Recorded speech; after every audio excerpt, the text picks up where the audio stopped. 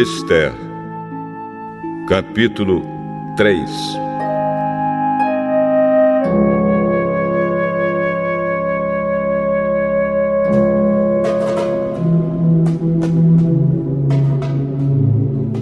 Depois disso, o rei Xerxes colocou um homem chamado Ramã no cargo de primeiro-ministro. Ramã era filho de Hamedata e descendente de Agag. O rei ordenou que todos os funcionários do palácio se curvassem e se ajoelhassem diante de Ramã em sinal de respeito. E todos os funcionários começaram a fazer isso, menos Mordecai. Ele não se curvava, nem se ajoelhava. Aí os outros funcionários perguntaram a Mordecai por que ele não obedecia à ordem do rei. Todos os dias, eles insistiam com ele para que obedecesse, mas não adiantava.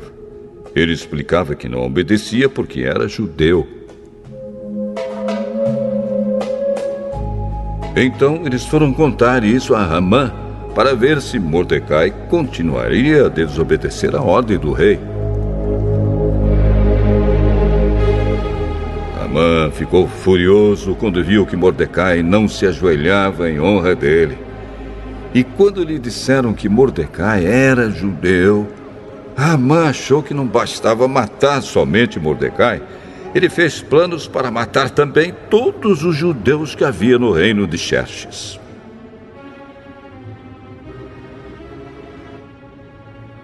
No ano 12 do reinado de Xerxes, no primeiro mês, o mês de Nisã, Ramã ordenou que tirassem a sorte, chamava-se isso de Purim, para decidir o dia e o mês em que os judeus seriam mortos.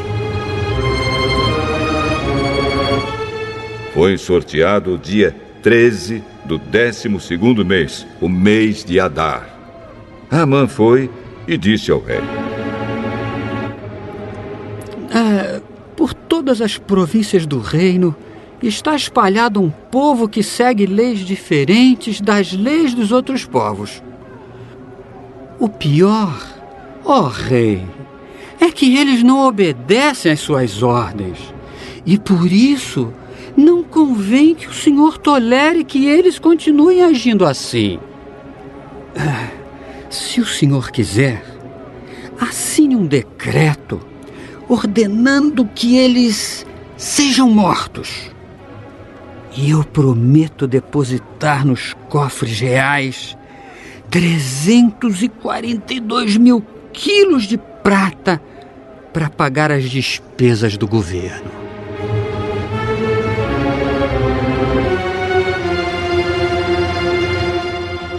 O rei tirou o seu anel sinete, que servia para carimbar as suas ordens, e o deu a Ramã, filho de Hamedata e descendente de Agag, o inimigo dos judeus. E o rei lhe disse: fique com seu dinheiro. E essa gente eu entrego nas suas mãos. Faça com eles o que quiser. No dia 13 do primeiro mês, Ramã mandou chamar os secretários do palácio e ditou a ordem. Ele ordenou que fosse traduzida para todas as línguas faladas no reino e que cada tradução seguisse a escrita usada em cada província. A ordem devia ser enviada a todos os representantes do rei, aos governadores das províncias e aos chefes dos vários povos. Ela foi escrita em nome do rei, carimbada com o seu anel sinete e levada por mensageiros a todas as províncias do reino. A ordem era matar todos os judeus num dia só, o dia 13 do 12º mês, o mês de Adar. Que todos os judeus fossem mortos, sem dó nem piedade, os moços e os velhos, as mulheres e as crianças. E a ordem mandava também que todos os bens dos judeus ficassem para o governo. Em cada província Deveria ser feita uma leitura em público dessa ordem, a fim de que, quando chegasse o dia marcado, todos estivessem prontos. O rei deu a ordem, e os mensageiros foram depressa a todas as províncias, e em Suzã, a capital, a ordem foi lida em público. O rei e Ramã se assentaram para beber, enquanto a confusão se espalhava pela cidade.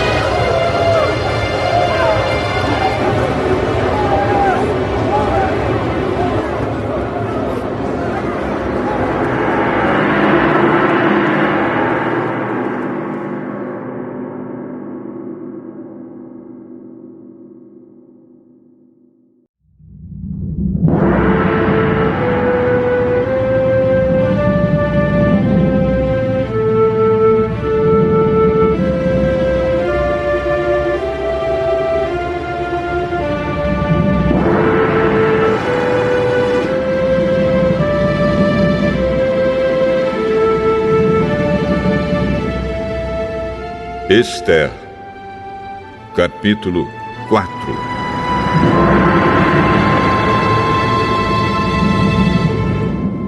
Quando Mordecai soube de tudo isso,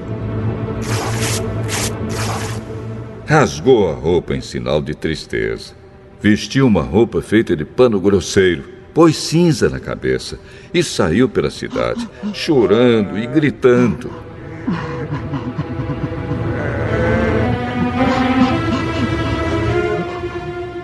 Quando chegou à entrada do palácio, ele não entrou, pois quem estivesse vestido daquela maneira não podia entrar.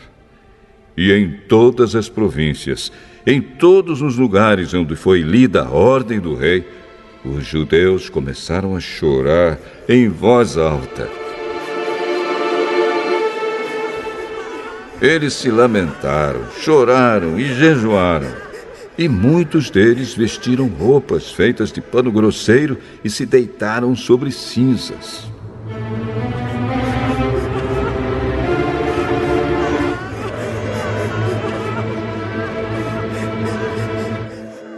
Esther ficou muito aflita quando as suas empregadas e os seus eunucos lhe contaram o que havia acontecido.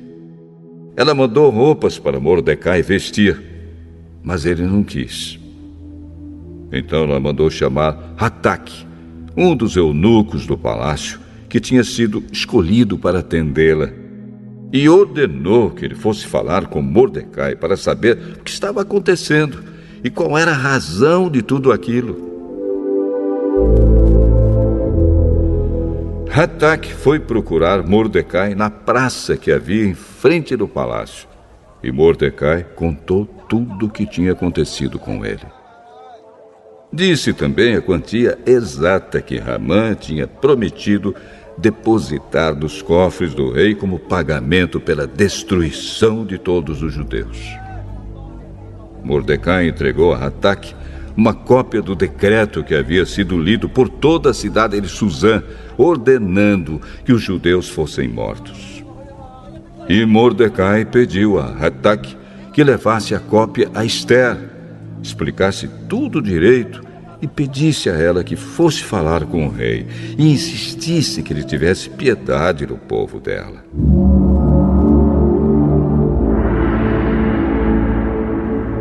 Hataque fez o que Mordecai tinha pedido, e Esther mandou Hataque entregar a seguinte resposta a Mordecai. É do conhecimento de todos, desde os servidores do palácio até os moradores de todas as províncias, que ninguém, seja homem ou mulher, pode entrar no pátio de dentro do palácio para falar com o rei, a não ser que tenha recebido ordem para isso. A lei é esta: quem entrar sem licença do rei será morto, a não ser que o rei estenda o seu cetro de ouro para essa pessoa. E já faz 1 mês que o rei não me manda chamar.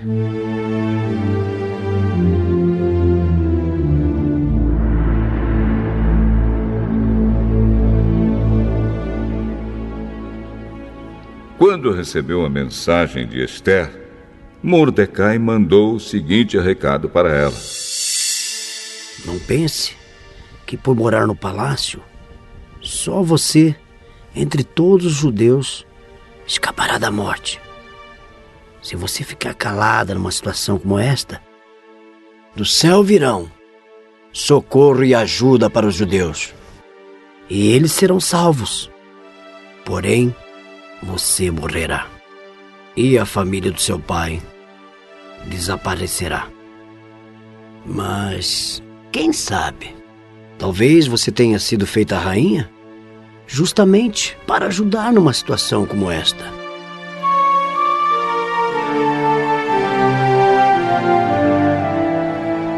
Esther enviou a Mordecai a seguinte resposta: Vá e reúna todos os judeus que estiverem em Suzã, e todos vocês jejuem e orem por mim. Durante 3 dias não comam nem bebam nada, nem de dia e nem de noite. Eu e as minhas empregadas também jejuaremos. Depois irei falar com o rei, mesmo sendo contra a lei. E se eu tiver de morrer por causa disso, eu morrerei. Aí Mordecai foi e fez tudo o que Esther havia mandado.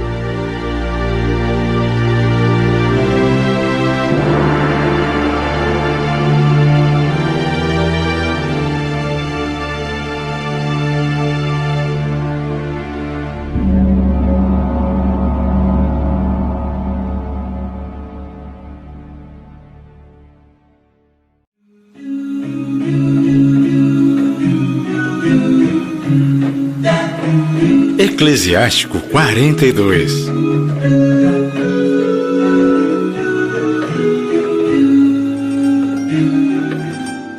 Contudo, não sinta vergonha das seguintes coisas, e não peque por respeito humano.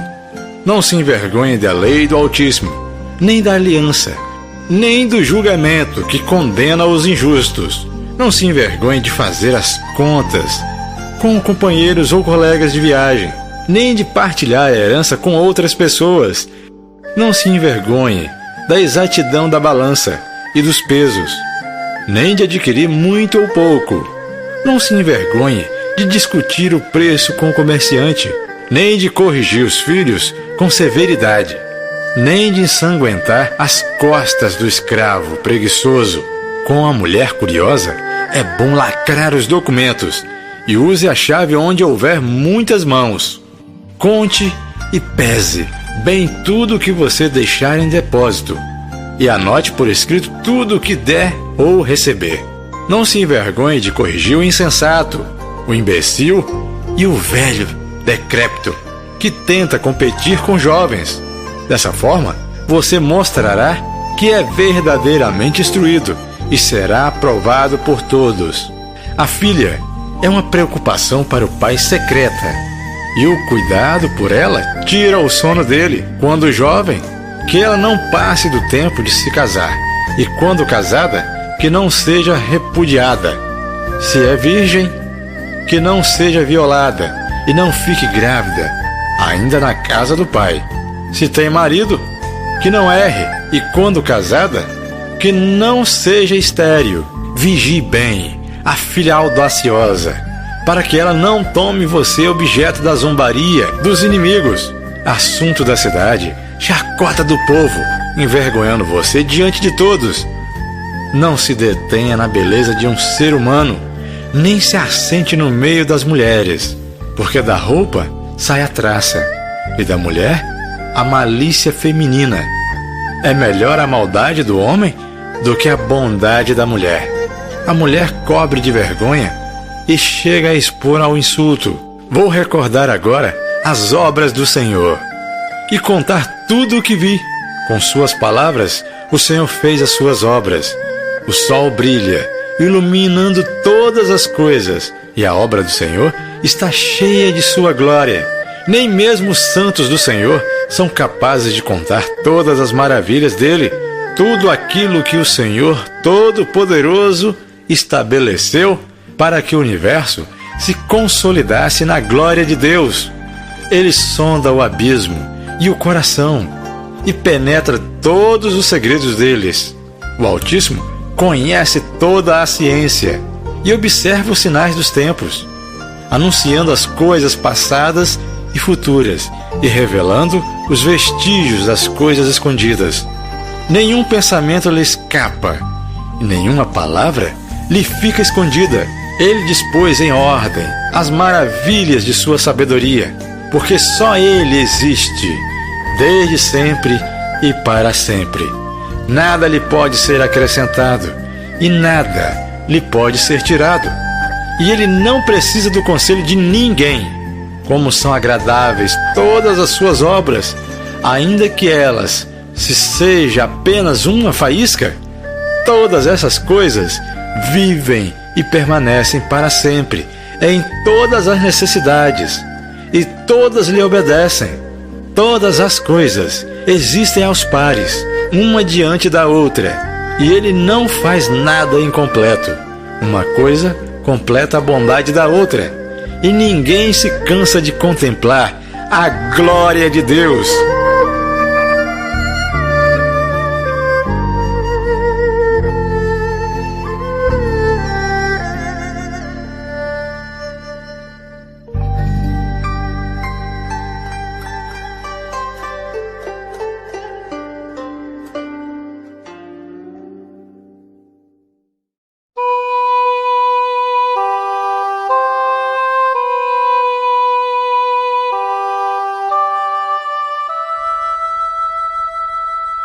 Capítulo 2.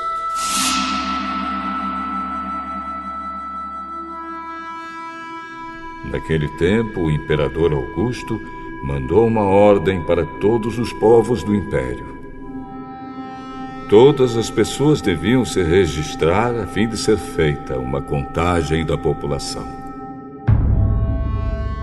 Quando foi feito esse primeiro recenseamento, Cirênio era governador da Síria. Então todos foram se registrar, cada um na sua própria cidade.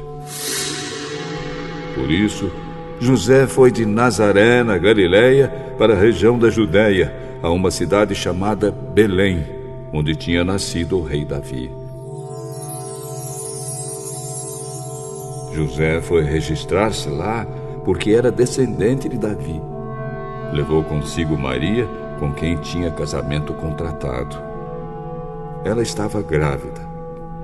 E aconteceu que, enquanto se achavam em Belém, chegou o tempo de a criança nascer.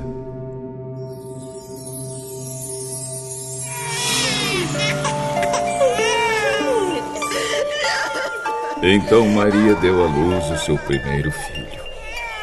Enrolou o menino em panos e o deitou numa manjedoura, pois não havia lugar para eles na pensão. Naquela região havia pastores que estavam passando a noite nos campos, tomando conta dos rebanhos de ovelhas. Então um anjo do Senhor apareceu. E a luz gloriosa do Senhor brilhou por cima dos pastores. Eles ficaram com muito medo, mas o anjo disse: Não tenham medo. Estou aqui a fim de trazer uma boa notícia para vocês. E ela será motivo de grande alegria também para todo o povo. Hoje mesmo, na cidade de Davi, nasceu o Salvador de vocês, o Messias, o Senhor. Esta será a prova. Vocês encontrarão uma criancinha enrolada em panos e deitada numa manjedoura. No mesmo instante apareceu junto com o anjo uma multidão de outros anjos, como se fosse um exército celestial.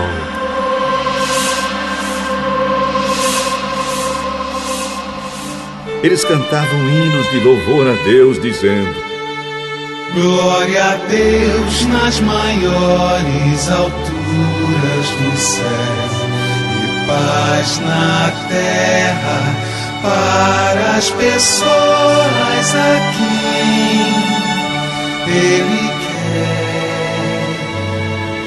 bem. E paz na terra para as pessoas a quem Ele quer bem.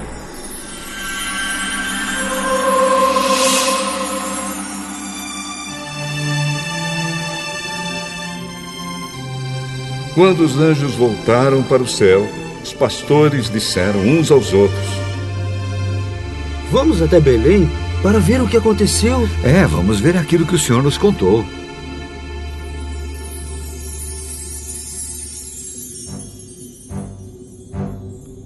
Eles foram depressa e encontraram Maria e José e viram um menino deitado na manjedoura. Então contaram o que os anjos tinham dito a respeito dele. Todos os que ouviram o que os pastores disseram ficaram muito admirados. Maria guardava todas essas coisas no seu coração e pensava muito nelas. Então os pastores voltaram para os campos, cantando hinos de louvor a Deus pelo que tinham ouvido e visto. E tudo tinha acontecido como o anjo havia falado. Uma semana depois, quando chegou o dia de circuncidar o menino, puseram nele o nome de Jesus, pois o anjo tinha dado esse nome ao menino antes dele nascer. Chegou o dia de Maria e José cumprirem a cerimônia da purificação, conforme manda a lei de Moisés. Então, eles levaram a criança para Jerusalém, a fim de apresentá-la ao Senhor. Pois está escrito na lei do Senhor: todo primeiro filho será separado e dedicado ao Senhor. Eles foram lá também para oferecerem sacrifício 2 rolinhas ou 2 pombinhos, como a lei do Senhor manda.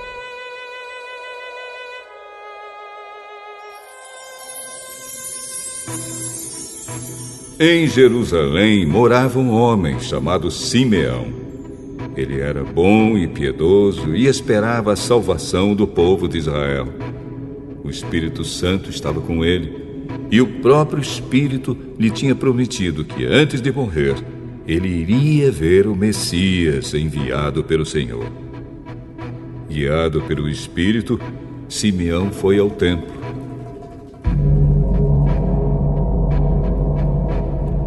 Quando os pais levaram o menino Jesus ao templo para fazer o que a lei manda, Simeão pegou o menino no colo e louvou a Deus.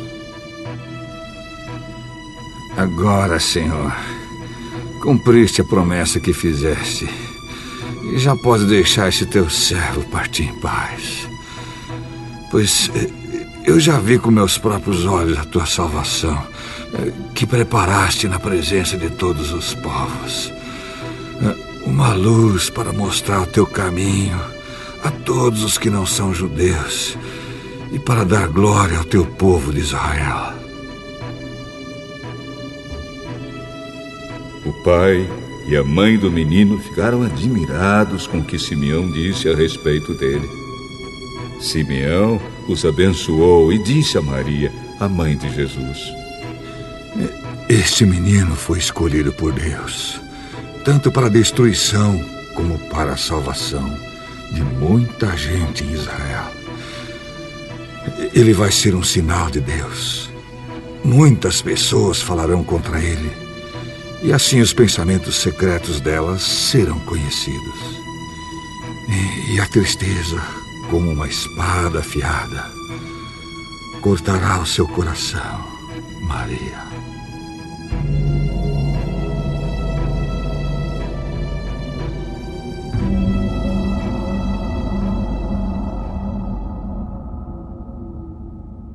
Havia ali também uma profetisa chamada Ana, que era viúva e muito idosa.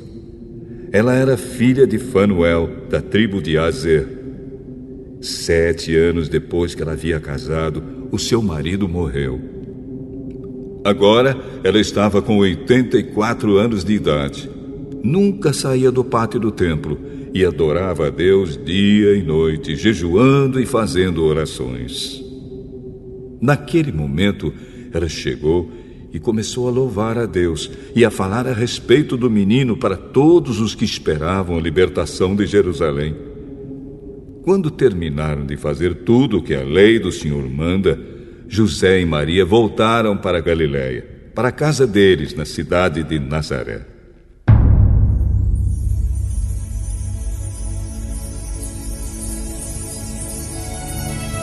O menino crescia e ficava forte, tinha muita sabedoria e era abençoado por Deus. Todos os anos os pais de Jesus iam a Jerusalém para a festa da Páscoa. Quando Jesus tinha 12 anos, eles foram à festa, conforme o seu costume.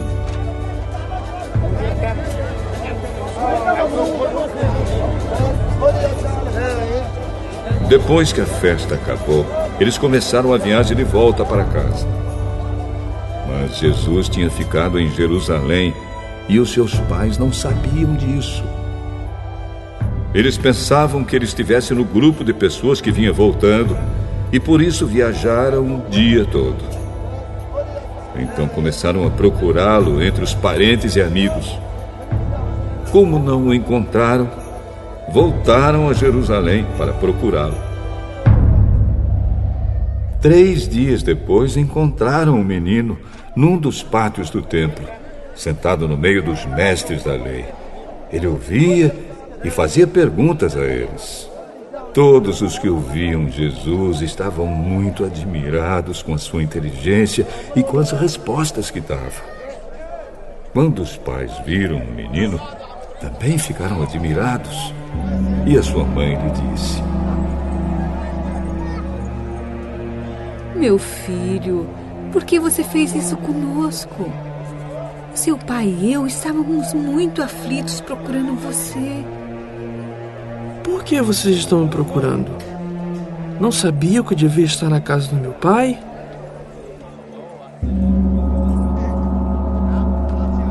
Mas eles não entenderam o que ele disse. Então Jesus voltou com seus pais para Nazaré e continuava a ser obediente a eles. E a sua mãe guardava tudo isso no coração. Conforme crescia, Jesus ia crescendo também em sabedoria. E tanto Deus como as pessoas gostavam cada vez mais dele.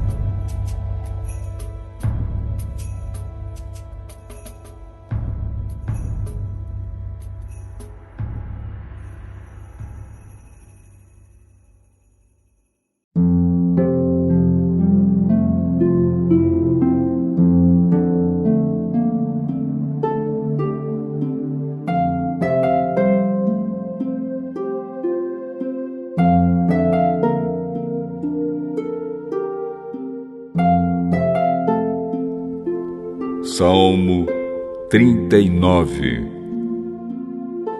Salmo de Davi, ao regente do coro, para confissão.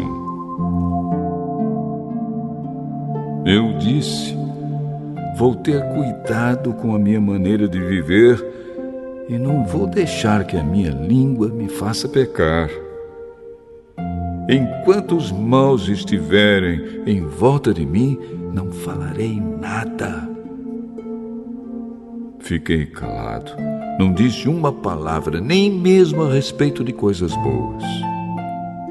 Mas o meu sofrimento piorou ainda mais, e o meu coração ficou muito aflito. Quanto mais eu pensava, mais agoniado ficava. Então comecei a perguntar: oh, Senhor Deus, quanto tempo ainda vou viver? Mostra-me como é passageira a minha vida. Quando é que vou morrer? Como é curta a vida que me deste. Diante de ti, a duração da minha vida não é nada. De fato, o ser humano é apenas um sopro. Ele anda por aí como uma sombra. Não adianta nada ele se esforçar. Ajunta riquezas, mas não sabe quem vai ficar com elas. E agora, Senhor, o que posso esperar? A minha esperança está em Ti. Livra-me de todos os meus pecados e não deixes que os tolos zombem de mim. Não falo, não digo nada, pois foste Tu que me fizeste sofrer assim. Senhor, para de me castigar, pois estou quase morrendo por causa das Tuas chicotadas. Tu nos repreendes e assim nos castigas por causa dos nossos pecados. Tu destróis como a traça aquilo que mais amamos. De fato, o ser humano é apenas um sopro.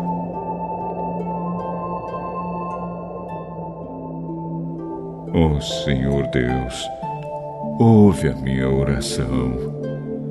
Escuta o meu pedido. Não te cales quando choro. Como todos os meus antepassados, sou teu hóspede por pouco tempo. Desvia de mim o teu olhar, para que eu possa ter um pouco de felicidade antes que eu vá embora e não exista mais.